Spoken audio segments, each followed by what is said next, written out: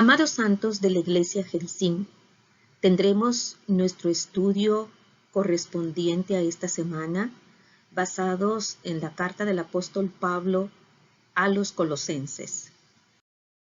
Tenemos la parte 2 de este estudio que lleva por título La exaltación de Cristo y que está basado en Colosenses capítulo 1, versículos 19 al 23. Tenemos una verdad central muy hermosa. La muerte de Cristo en la cruz hace posible la reconciliación entre Dios y el pecador.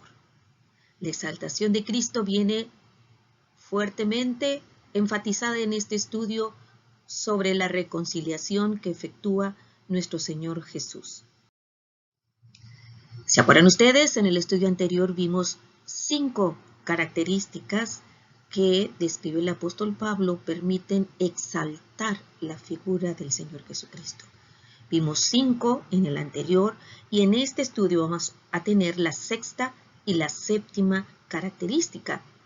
Vamos a irnos por versículo y versículo, primero leyendo el versículo 19, que es un versículo muy importante en este estudio y se hace referencia hasta en la parte final de esta lección. El versículo 19 dice así: quinta característica, por cuanto agradó al Padre que en él habitase toda plenitud. Por cuanto agradó al Padre que en él habitase toda plenitud. Es la 6ª característica. La 6ª descripción de Cristo exaltado es que en él, de acuerdo a este versículo, habita toda la plenitud de Dios. Más tarde, Pablo escribió en esta misma carta a los Colosenses, porque en él habita corporalmente toda la plenitud de la deidad. Y eso lo vamos a estudiar más adelante, si Dios nos permite, en el 2:9 de Colosenses.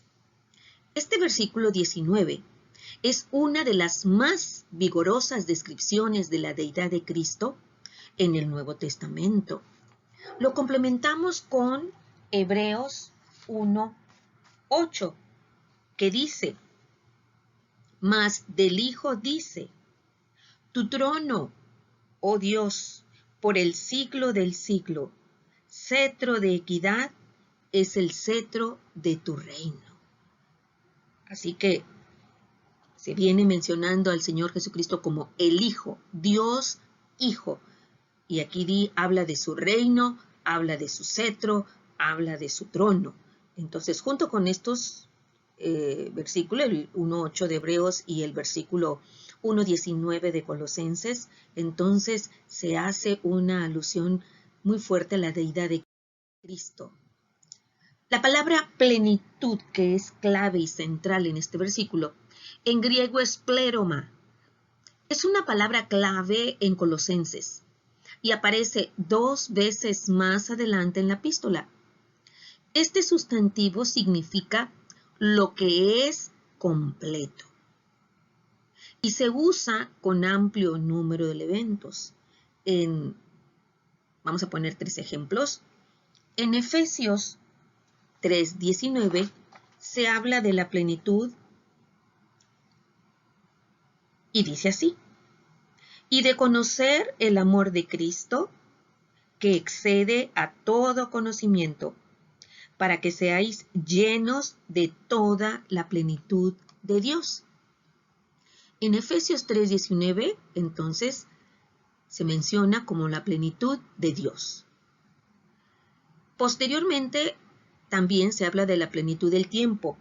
En Gálatas 4:4, aunque aquí en este versículo está traducido de otra manera, pero es la misma palabra griega. Este versículo dice así: pero cuando vino el cumplimiento del tiempo, Dios envió a su Hijo, nacido de mujer y nacido bajo la ley, el cumplimiento, la plenitud del tiempo. Y también, más adelante, vemos en Juan 1:16, aplicado a la gracia en Cristo. Este versículo dice así: porque de su plenitud tomamos todos gracia sobre gracia, la plenitud de la gracia en Cristo. Aquí se afirma que esta total y plena deidad habita. En griego la palabra habita es katoikesai, morar permanentemente en Cristo. Entonces, esta plenitud mora permanentemente en Cristo. El versículo 20 que viene a continuación, vamos a considerar lo siguiente, el versículo 20.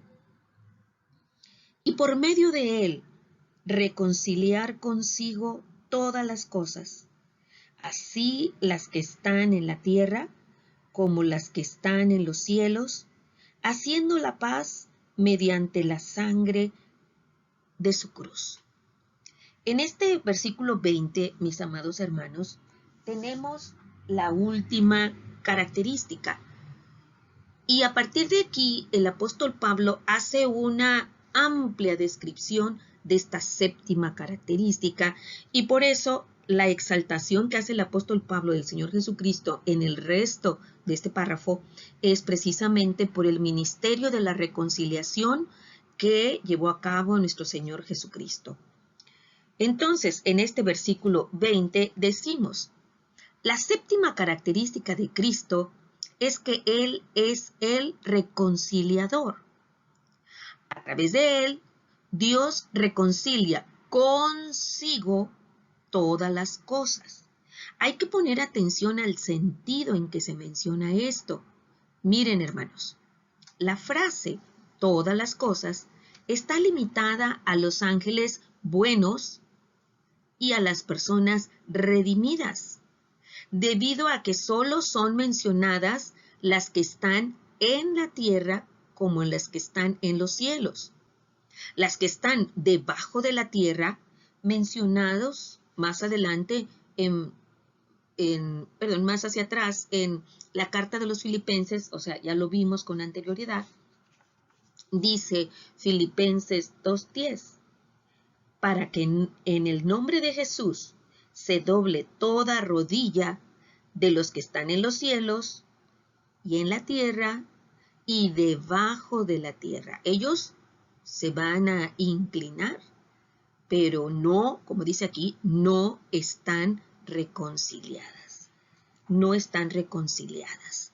Así que es hermoso considerar que nosotros, los que somos lavados con la sangre del Señor Jesucristo, los que somos comprados con su sangre, por eso se dice personas redimidas, dice ahí, es con quienes llevó el Señor Jesucristo la reconciliación. Este es el punto que les decía hace un momento, hermanos.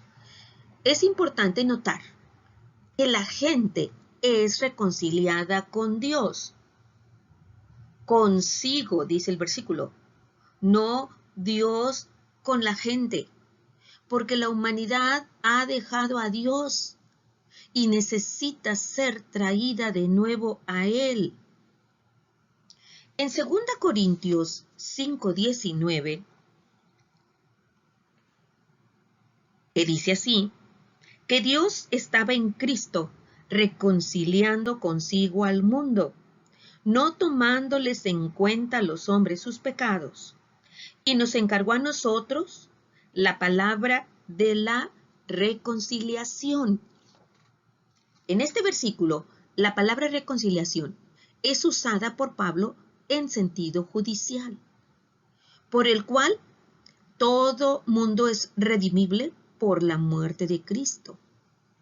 Pablo habla en Romanos 5:19, lo voy a leer completo para dar el énfasis en, como dice aquí, que habla de los muchos, ¿verdad?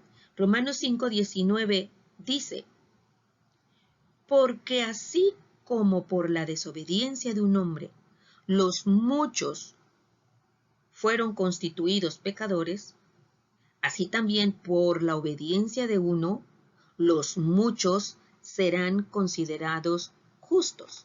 Entonces, cuando aquí en este versículo habla Pablo de los muchos que fueron reconciliados, es decir, los que reciben la abundancia de la gracia, que son constituidos justos por medio de la cruz.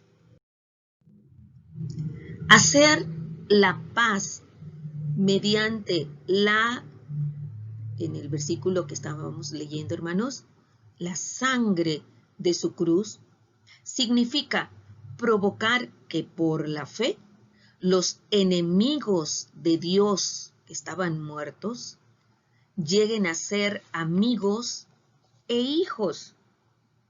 Y eso lo vamos a estudiar más adelante en la epístola de los Romanos, o a los Romanos 5:10, que dice: porque si siendo enemigos fuimos reconciliados con Dios por la muerte de su Hijo, mucho más estando reconciliados seremos salvos por su vida. Entonces, mucho más. Él hace la reconciliación. Jesucristo nos lleva hacia Dios y se establece otra vez ese lazo entre Dios y el hombre redimido. Y precisamente los versículos siguientes, mis amados hermanos, 21, 22 y 23, sigue tocando, sigue ampliando este tema el apóstol Pablo. Y yéndonos versículo tras versículo, el 21 dice así: y a vosotros, los colosenses, y a vosotros también, que erais en otro tiempo extraños y enemigos en vuestra mente, haciendo malas obras, ahora os ha reconciliado. Qué precioso mensaje. Este es para decir aleluya, mis amados hermanos, aleluya. La reconciliación es necesaria debido a que los seres humanos son, ¿cómo dice aquí? En el versículo 21, el primer adjetivo, extraños. Están desarraigados, alienados. Otra palabra, hermanos, separados de la vida de Dios. En un tiempo, dice, en otro tiempo, dice el apóstol Pablo. Efesios 2:2 y 4:18 dice algo así: en aquel tiempo estabais sin Cristo, alejados de la ciudadanía de Israel y ajenos a los pactos de la promesa, sin esperanza y sin Dios en el mundo. 4:18. Teniendo el entendimiento entenebrecido, ajenos de la vida de Dios por la ignorancia que en ellos hay, por la dureza de su corazón. Así que esa es la condición del hombre triste, como veíamos en la carta a los Efesios, alejado de Dios. Antes de su conversión, los creyentes colosenses eran también enemigos hostiles a Dios, quebrantando su ley, pisoteándola, como lo hace el hombre actual, tanto en su mente como en su conducta interna y externa. El pecado, como lo vemos aquí, comienza en el corazón. Así lo leemos, que lo menciona el Señor Jesucristo en el Sermón del Monte. Mateo 5, 27 y 28 dice así: oísteis que fue dicho, no cometerás adulterio. Pero yo os digo que cualquiera que mira a una mujer para codiciarla, ya adulteró con ella en su corazón, en su corazón. Y se manifiesta en actos visibles, haciendo malas obras, en mentiras, en pleitos, en robos, en trampas, en orgullo, etc. Gálatas 5:19 menciona precisamente algo semejante a esto. Gálatas 5:19 nos presenta un listado, precisamente, un listado de lo que son las obras de la carne. Adulterio, fornicación, inmundicia, lascivia, idolatría, hechicerías, enemistades, pleitos, celos, iras, contiendas, disensiones, herejías. El corazón del pecador produce todo esto, los frutos de la carne. Y a propósito de este último, hermanos, herejías, precisamente ese era el ataque que estaba recibiendo la iglesia, la congregación de Colosas. Y Pablo, preocupado por estos cristianos creyentes a los cuales él nunca había visto hasta ese momento, pues escribe esta carta para alertarlos, ¿sí? La gente no se hace internamente hostil hacia Dios por medio de sus actos pecaminosos externos, sino que cometen pecados porque internamente son hostiles a Él. Hostiles a Él. No lo aceptan, lo rechazan y todo lo que huele a Dios lo repelen. Entonces, por eso es que ese corazón produce todos estos actos pecaminosos. En el versículo 22 continúa diciendo el apóstol Pablo cómo fue las condiciones que estaban alrededor de esa reconciliación. Porque el versículo 22 dice así, ¿verdad? Eran extraños, vimos en el versículo 21. Dice, en el 22 dice, en su cuerpo de carne, por medio de la muerte, dice allí, por medio de la muerte del Señor Jesucristo, para presentaros santos y sin mancha e irreprensibles delante de Él. ¡Qué contraste, amados hermanos! En el versículo 21 le podríamos poner dos iniciales, AC, o sea, antes de Cristo. Y luego en el 22 podríamos ponerle DC, después de Cristo, que por medio de su muerte, Él nos presenta santos, sin mancha e irreprensibles delante de Él. La reconciliación de los pecadores con Dios se hace posible hacemos énfasis en este versículo en su primera frase, que dice, su cuerpo de carne, en su cuerpo de carne, por medio de la muerte de Cristo, por supuesto. La tendencia gnóstica de la herejía colosense, es decir, los herejes, los que llegaron con esa doctrina contaminada, maligna, tenían una orientación, esa herejía tenía una orientación platónica que negaba tanto la verdadera humanidad, por eso se hace énfasis el apóstol Pablo al decir que él en su cuerpo de carne, por medio de la muerte, la carne, el cuerpo, muere. Entonces, los herejes que llegaron allí a atacar a la iglesia de Colosas negaban tanto la verdadera humanidad como la deidad de Cristo. No aceptaban que Cristo fuera Dios, no tuviese esas dos naturalezas. Como lo explica primera carta de Juan 4:2, la completamos, amados hermanos, que dice, yo lo leo completo y usted complételo ahí en su hoja. En esto conoced el Espíritu de Dios. Todo espíritu que confiesa que Jesucristo ha venido en carne es de Dios. Entonces la frase es que Jesucristo ha venido en carne.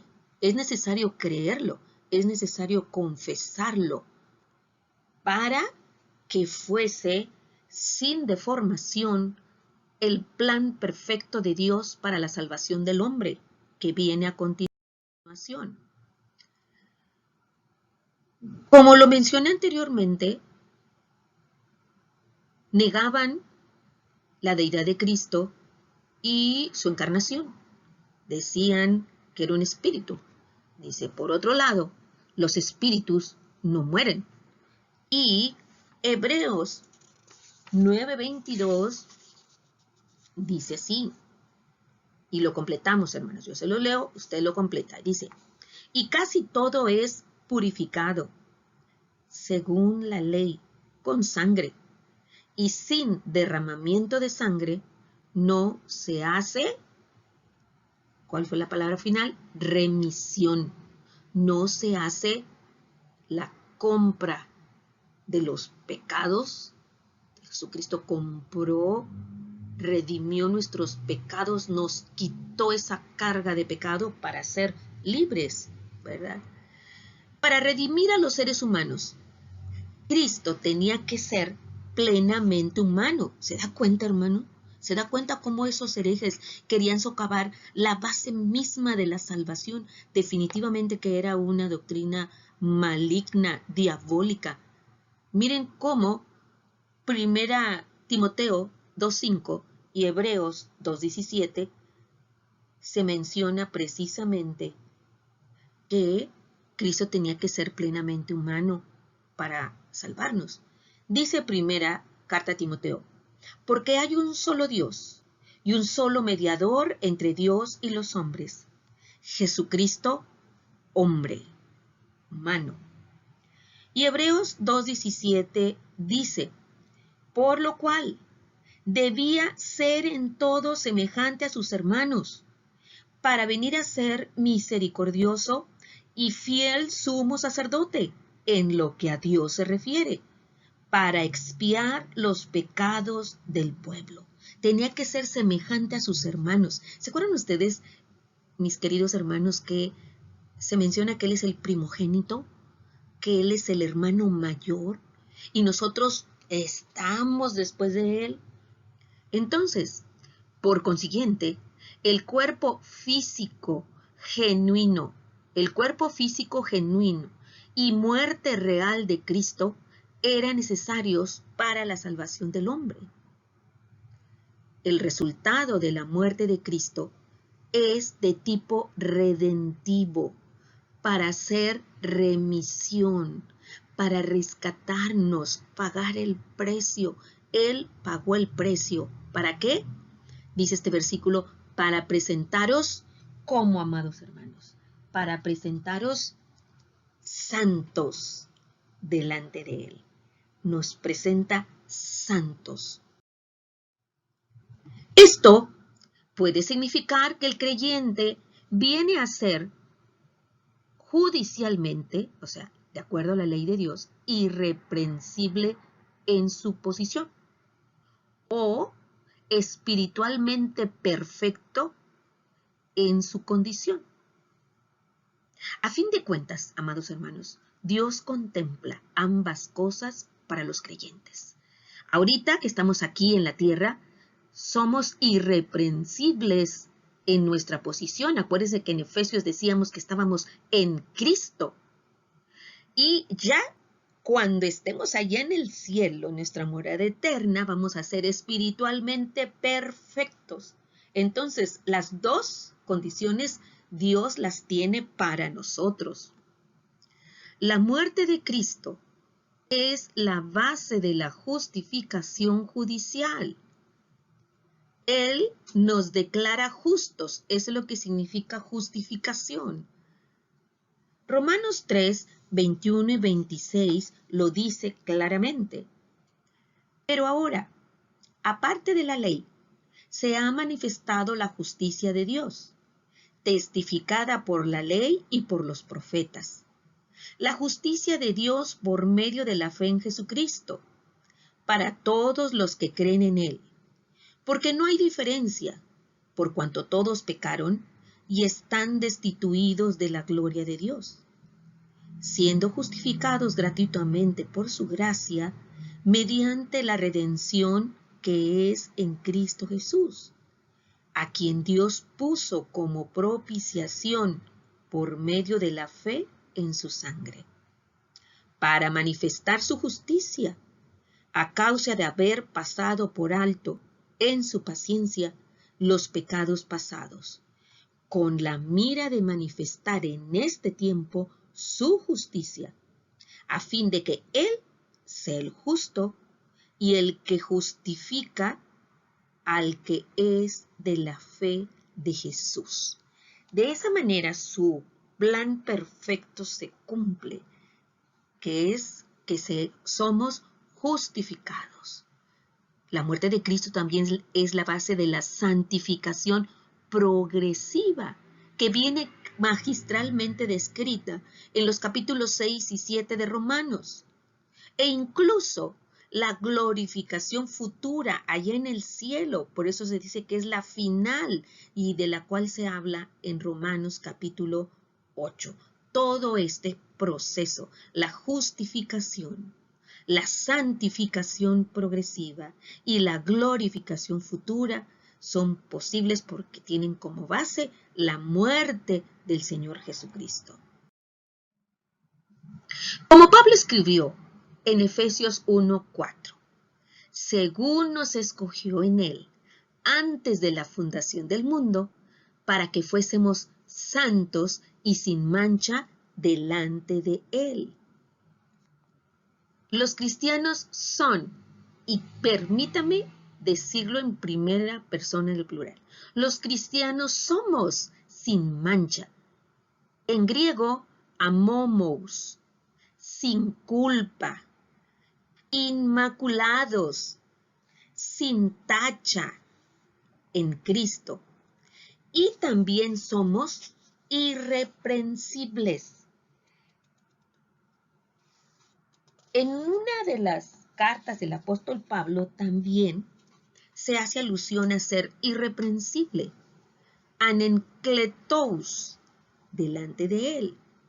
Esta última palabra griega tiene la connotación de uno que no ha sido acusado o contra el cual no existen denuncias.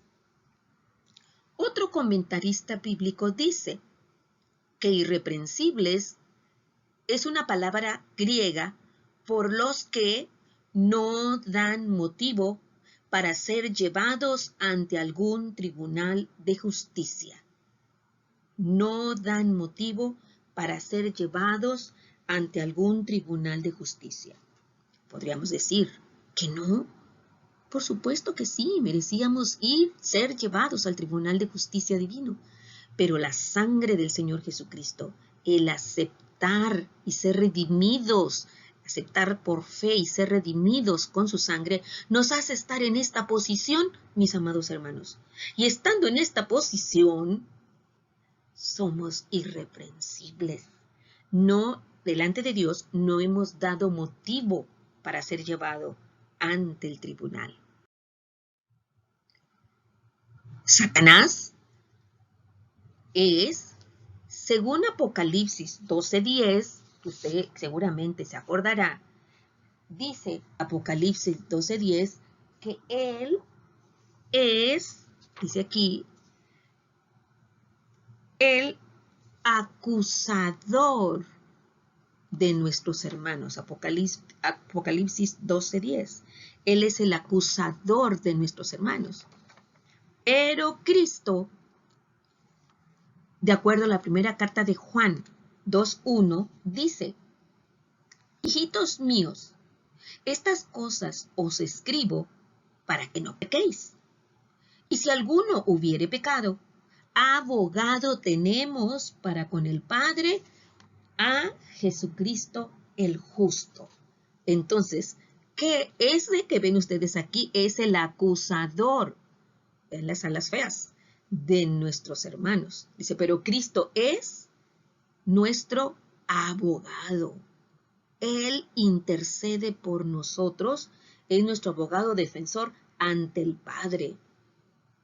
Así, los creyentes quedan libres de toda acusación por los méritos de Cristo. Eso lo dice Romanos 8:33, y lo dice el apóstol Pablo con una nota de triunfo, con una voz victoriosa que dice, así como si lo dijera todo el mundo: ¿quién acusará a los escogidos de Dios? Dios es el que justifica. En él, los acusados son exculpados y los condenados quedan libres. Vayamos entonces al último versículo, mis amados hermanos, el versículo 23. Entonces dice: si en verdad permanecéis fundados y firmes en la fe, y sin moveros de la esperanza del evangelio que habéis oído, el cual se predica en toda la creación que está debajo del cielo, del cual yo, Pablo, fui hecho ministro. Del cual yo, Pablo, fui hecho ministro. A mí me llama mucho la atención la primera frase del versículo 23, porque en nuestro español y en nuestro modismos dice: si en verdad. Cuando nosotros decimos, si es cierto esto, porque esa frase lleva una tonadita de duda. Pero no, amados hermanos. Miren, la frase si en verdad, del griego eige, no es una expresión de duda, sino de confianza. Pareciera como dijera, sí, en verdad. ¿Ok, hermanos? Pablo confiaba que los colosenses no negarían su fe, ¿verdad? A pesar del ataque persistente y cruel de los herejes que estaban ahí. Bien, continuamos con la reconciliación. Dice, esta reconciliación en Cristo viene solo por la fe constante. Si permanecéis en la fe, les dice Pablo. Los colosenses tenían una fe bien establecida. Estaban fundados, es decir, cimentados, como lo está un gran edificio sobre un firme cimiento. Y firmes, hedraioi, asentados o establecidos. Dos versículos que son 1 Corintios 7:37 y 15:58 nos fundamentan esto precisamente, y dice: pero el que está firme en su corazón, sin tener necesidad, sino que es dueño de su propia voluntad, ha resuelto en su corazón guardar a su hija virgen, bien hace. O sea, firmeza. Ahí se usa la misma palabra, ¿sí? Dueño de su propia voluntad, firme en su corazón. Y 15:58 dice: así que, hermanos míos amados, estad firmes y constantes, creciendo en la obra del Señor siempre, sabiendo que vuestro trabajo en el Señor no es en vano. Por ello, Pablo no dudaba que ellos perseverarían. De hecho, él habló de la esperanza. Y anote esto, hermanos. Siempre que oigamos esperanza, no pensemos en algo que puede ser o no puede ser. Tengo la esperanza de ver si paso el examen. No. La esperanza, tal y como lo describe, lo nombra el apóstol Pablo, es una confiada expectativa. ¿Se da cuenta? Confiada expectativa. Estamos esperando que venga el Señor Jesucristo y estamos confiados en que sí va a venir. Entonces, esa esperanza que provee este evangelio de la reconciliación, no solo a ellos, sino también a todo el mundo, en ese tiempo y en todas las edades, y ahí nos alcanza a nosotros, porque dice, en toda la creación que está debajo del cielo. Obviamente, esta es una figura del lenguaje que indica la universalidad del evangelio y su proclamación. No significa que cada persona que vivía en el mundo de Pablo en ese entonces escuchó su predicación. ¿verdad? Ese era el mundo conocido. En este mapa tenemos algo del mundo conocido. En Hechos 2.5, en Hechos 2.5 se menciona, moraban en Jerusalén judíos, varones piadosos, de todas las naciones bajo el cielo. Si usted recuerda, esto es cuando este pasaje está en relación con precisamente la primera predicación del apóstol Pedro, precisamente, ¿verdad? Cerca de la fecha de Pentecostés, ¿verdad? Hechos 2.5. Dice, la misma frase describe a una amplia variedad de gente de diversas naciones, sin incluir, por ejemplo, a alguien de Norte o de Sudamérica. Génesis 41:57 dice así, y de toda la tierra, ¿se acuerdan? 41 habla sobre la hambruna que vino en los tiempos de Josué, y de toda la tierra venía a Egipto para comprar de José, porque toda la tierra había crecido el hambre. Entonces es una expresión que denota pues todos los habitantes en un tiempo determinado, que existían en un tiempo determinado. También tenemos otro pasaje en primer libro de Reyes 10:24, en donde podemos leer lo siguiente. Toda la tierra procuraba ver la cara de Salomón para oír la sabiduría que Dios había puesto en su corazón. Ese es, diríamos así, todo el mundo en los tiempos de Salomón, ya vimos en los tiempos de José, y entonces avanzamos ahora a la última cita, que es Romanos 1:8, que dice así. Primeramente doy gracias a mi Dios, mediante Jesucristo, con respecto a todos vosotros, de que vuestra fe se divulga por todo el mundo. Llegamos a la reflexión, mis amados hermanos. Con el versículo 19, que les decía yo, es fundamental en este estudio, con el 1:19 que dice, por cuanto agradó al Padre que en él, Jesucristo, habitase toda plenitud, Pablo refutó a los griegos, o sea, a los colosenses herejes, la idea de que Jesús no podía ser humano y divino al mismo tiempo. Cristo, aquí humano, dice, Cristo es todo humano y todo divino. Todo humano, lo podemos ver en la imagen anterior, partiendo el pan, comiendo. Y también Él es Dios Hijo, todo divino. Cristo siempre fue Dios y siempre será Dios. Cuando tenemos a Cristo, tenemos a Dios en forma humana. No reduzca ningún aspecto de Cristo, ni su humanidad, ni su divinidad. Y esta era la situación que estaban enfrentando los colosenses, la iglesia de Colosas. Así que, amados hermanos, por eso es que nos dejó precisamente el Señor esta carta a los colosenses, para estar siempre impregnados de la palabra de verdad, para poder refutar todas aquellas herejías que en un momento dado se desatan en el mundo. Que Dios les bendiga.